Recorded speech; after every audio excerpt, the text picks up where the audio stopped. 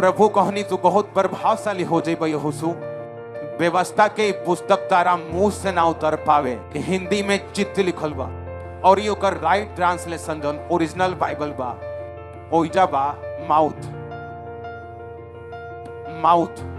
और अगर इब्रानी भाषा में के रुआ पढ़म तो ओइमे लिखल बा व्यवस्था की पुस्तक तोरा पेह से, पेह PH इब्रानी भाषा के 6310वां शब्द जेकर मतलब हो द माउथ।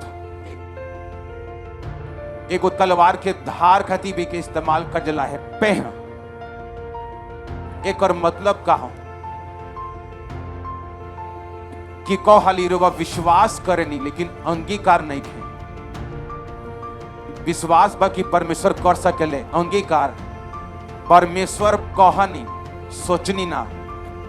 जवन प्रभु के दिमाग में रहे वो कहनी उजाला हो जाओ तो उजाला हो गई। कहीं नहीं के लिखल कि परमेश्वर सोचल है, लिखल वजन परमेश्वर के बुद्धि रहे, वो बुद्धि परमेश्वर के साथ ही रहे।